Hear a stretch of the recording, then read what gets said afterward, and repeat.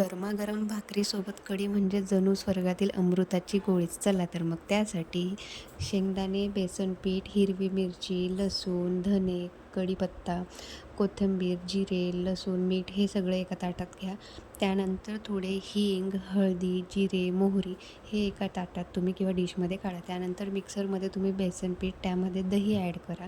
दही ॲड करून ते मिक्सरमधून काढून घ्या. त्यानंतर शेंगदाणे, हिरवी मिरची, कढीपत्ता, लसूण, कोथिंबीर, जिरे हे सगळं मिक्स करा. थोडं पाणी घालून परत काढून घ्या. त्याच्यानंतर आता फोडणी देऊयात आपण. त्यासाठी एक पातेली ठेवा. त्यामध्ये तेल घाला आणि थोडं नॉर्मल 1 चमचा तूप घाला. चव छान येते. त्याच्यानंतर त्याच्यामध्ये तुम्ही फोडणीसाठी जिरे, मोहरी, लसूण जे काही सामग्री घेतलेली होती ती त्यामध्ये ॲड करा. ॲड करून झाल्यानंतर कढीपत्ता घाला. तो चांगला तडतडू द्या. तडतडून झाल्यानंतर तुम्ही जे मिश्रण केलेलं होतं शेंगदाण्याची कूट, हिरवी मिरचीचं ते त्यामध्ये मिक्स करा.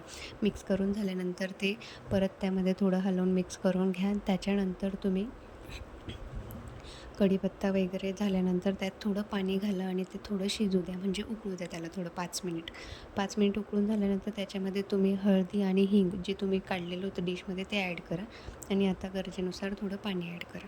पाणी ॲड करून झाल्यानंतर तुम्ही जे मिश्रण केलेलं होतं दही आणि बेसन पिठाचं ते आता त्यात ॲड करा. तेच खरा कढीचा जीव असतं.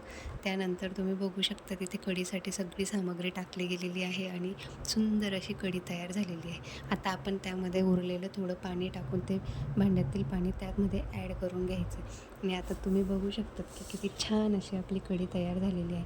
आता थोडंसं नॉर्मल चवीसाठी यामध्ये तुम्ही साखर घाला, 2-3च दाणे टाका.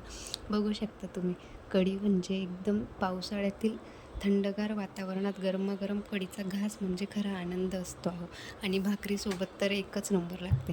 त्यानंतर तुम्ही बघू शकता कढी, ठेचा, भाकरी म्हणजे खूप छान जेवण. चला बाय, ट्राय करा नक्की.